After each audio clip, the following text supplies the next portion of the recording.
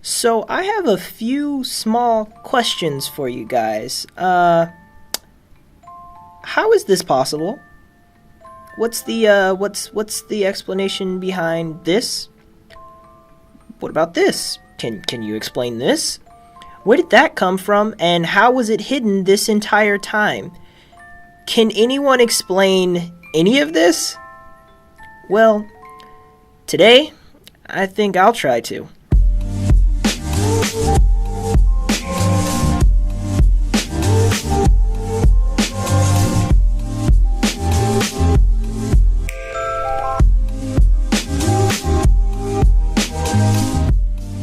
Well, not superpowers exactly. None of these characters were hit with cosmic rays or granted incredible abilities from a specific incident or magic relic or anything like that. Each character has inherent superpowers with no origin and, most importantly, no explanation. So I wouldn't call these abilities superpowers per se. They exhibit different abilities that are superpower-esque, like super speed, super strength, pyrokinesis, telekinesis, etc. And while these are indeed superpowers to us normies, they aren't like typical comic book superpowers. So we're gonna have to adjust our vocabulary a bit. What I have interpreted this phenomena of super abilities among the cast as is a different utilization of a concept called aura, or spiritual energy, or natural inner magic, or life energy, or whatever you want to call it. The meanings are all the same, however. A natural ethereal power that everyone has inside of them, but can't access unless they properly train or have an unnatural amount of it from birth, or gain access to it through supernatural means.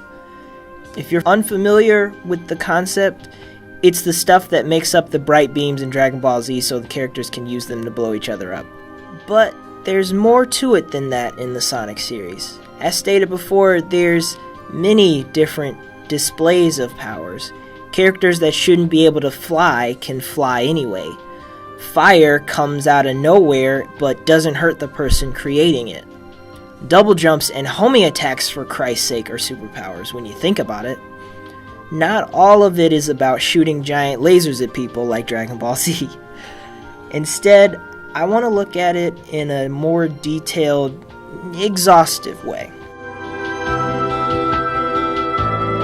Let's look at another shonen anime, Naruto. Naruto explains their aura in a neat little graph of designations called chakra natures. The different natures are fire, water, lightning, earth, wind, and two very special ones, yin and yang. Yin and yang are very weird and are only used for the techniques or powers that can't be explained through elemental means, like telepathy, clones, transforming, teleporting, all that stuff. So these are like an other category where a bunch of unexplainable stuff can happen. Everybody has access to these, but they can't be used at the same time.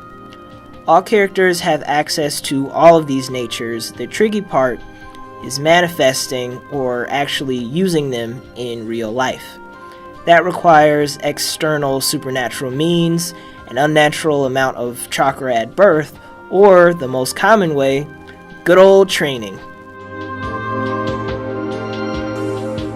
Now, in Naruto, a person has a natural affinity for a certain chakra nature, meaning they naturally will excel at one instead of the others. So training to utilize fire techniques will be easier for somebody, maybe even second nature to them. But all the other types will be more difficult to accomplish for this person. There's another aspect that nuances this even further, and that is someone having more than one nature they are inclined to. So a person can be naturally good at fire and lightning techniques. However, someone can only be naturally adept in up to 3 natures, and no one is adept at both yin and yang. This doesn't mean that this person can't use all of the chakra natures, it's just that without training much, they can only be adept with 3 at the most. But only the most skilled and dedicated of people can master all the chakra natures. Even in Naruto's world, there's only 7 or 8 people that have done this since the beginning of time. Now that we've established that it's perfectly natural for someone to have a natural affinity to more than one chakra nature, and through training, all the chakra natures can be accessed, let's complicate things just a little bit more with chakra sub-natures. Now, sub-natures come about when someone mixes 2 chakra natures together. As you can imagine, there's a lot of sub-natures because it's theoretically possible to mix 2 to 5 natures at the same time. Some of these sub-natures include wood, which is water and earth, lava, which is fire and earth, dust, which is earth, wind, and fire, storm, water, and lightning, and ice, water, and wind. But again, this is a special thing that only super special people who have unnaturally high chakra at birth can achieve. These are cool, but when you add in yin and yang to the mix, things start to get really, really cool. For instance, you can use fire and yin to make black fire, or yang, water, and wind to make ice that can't be melted. Crazy stuff like that. Chakra sounds pretty awesome, right? Well, it is, to be honest, but there's a price to pay for these powers. They ain't free. Since chakra is essentially life energy, the price to pay for using it is exhaustion, sometimes fainting, unbelievable pain through the body, that type of stuff. If you're kind of thinking to yourself, well, those sound familiar, they should, because that's what happens when people exert themselves in the real world. When athletes continuously push themselves for extended periods of time, they get tired, they get sore, they get injured, they lose their ability to properly control their bodies, all that stuff, right? Same with chakra. It's like a muscle. The more you use it, the more sore it gets. But just like a muscle, the more you train it, the stronger that muscle becomes, and the longer you can use it before fatigue or pain sets in. Got it? Pretty simple to understand, right? Okay, so now that we've got Naruto's understanding of life energy / chakra utilization, let's apply it to Sonic's world. That's a sentence I never thought I'd write, but let's just finish this up. In this series, there are many characters that use elemental powers, sometimes using special power-ups, other times just out of thin air. Whatever the case, let's all agree that there has to be an energy source inside of every character similar to chakra or chi or life energy, whatever you want to call it. Otherwise, they wouldn't be able to do the stuff that they do. So just like Naruto has chakra natures, let's apply elemental categories for the Sonic series as well. Fire, wind, electric, earth, water, while yin and yang are going to be substituted with life and chaos energy. And as we all know, chaos energy can be negative or positive. And for the sake of consistency, I added negative and positive natures to all of these. So really, the aura types in the Sonic series are these. But as you know, these categories don't cover all of the superpowers and unnatural abilities of all the characters in the series. So I have gone through every character in the games and have made several more categories based on those powers. These other aura types are as follows: sound, kinetic, light/dark, mystic, and psychokinesis. Gotta add in a few here that I missed. I wasn't going to list Hypergoon energy in this, but colors exist, so I have to acknowledge this subtype. Unfortunately. These aren't really applicable to the characters because without a wisp, they can't use these powers. And if you didn't notice by now, I am not a fan of wisps. Because literally all of the abilities, save the really useless ones like Indigo Asteroid and Blue Cube, are things that the characters can already do with the other energies listed above. So, we're just gonna ignore this one. Yeah. Moving on. Soul energy is another weird one, mainly because it's so similar to chaos energy. It's only been in 2 games, and it wasn't properly explained in those games like the Chaos Emeralds are in all the other games. Also, it's not clear if anyone naturally has this energy, considering Blaze is the only person that uses the Soul Emeralds. Blaze hasn't shown the ability to teleport or travel between dimensions without the Soul Emeralds. So there's no evidence of this being a natural energy that anybody can have.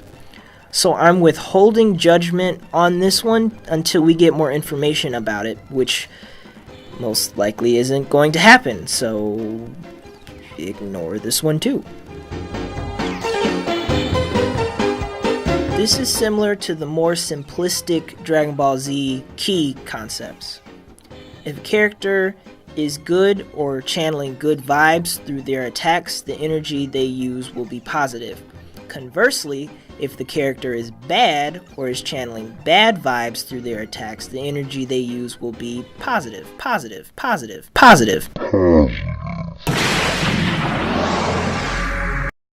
And there's actually very clear evidence of this concept in Sonic Adventure. Chaos uses the negative chaos energy from the Chaos Emeralds to transform into perfect chaos. After using the emeralds, they appear to be out of juice, but as Tails and Sonic and maybe Tikal explains, Chaos used the negative energy in the emeralds to transform into a kaiju monster. By everyone else channeling good vibes and positive energy to Sonic, Sonic is able to tap into the untouched positive energy in the emeralds. This transforms him into Supersonic and he defeats Perfect Chaos. Speaking of Supersonic, once again, the games show us the difference between positive and negative energy in Sonic Unleashed. In the opening cinematic of the game, Sonic turns into Supersonic, using the same positive intentions and good vibes from Sonic Adventure. But Dr. Robotnik uses a machine to siphon that positive energy out of Sonic and used it to blast at the Earth, breaking it apart. That's positive energy that he used to do that, which is important to note because positive energy can be used in a negative way. So long as the intention of the original wielder is good and they consistently use positive energy, that energy can still be taken away from that user and used in a negative way while still retaining its positive charge. Anyway, now that all the positive energy that made Sonic into Supersonic is gone, all that's left is negative energy. So what happens to Sonic? He turns into Sonic the Werehog, a monstrous version of Supersonic with very different, weirder abilities. You get it now? If not, here's another example, but this time without super forms. Shadow's game has a hero meter and an evil meter. Doing good fills the good meter, doing evil fills the evil meter. If the meter reaches max power, he can use positive or negative energy to do incredible things. Again, both depends on the intentions and overall vibes that person is sending out, which is why characters like Mephiles and Black Doom always have an air of darkness to their abilities, and Tikal and Cream have an air of light to their abilities. I'll give each aura type a different video explaining who has the power and what charge and how they use it in the games. The characters do have superpowers, but not to the extent that most Western media portrays superpowers. It's akin to Naruto's concept of chakra and Dragon Ball Z's concept of ki, in that there are different types and subtypes, all of which have negative or positive charges, depending on the intentions or vibes of the person. All of the aura types are as follows: fire, wind, electric, earth, water, sound, kinetic, light/dark, mystic, psychokinesis, life, and chaos energy. So when characters do impossible things in the games and you're not sure why, blame it on aura. Thanks for listening to all this. I know most people probably stopped watching when I mentioned Naruto and Dragon Ball Z, but that's okay. At least they get the gist.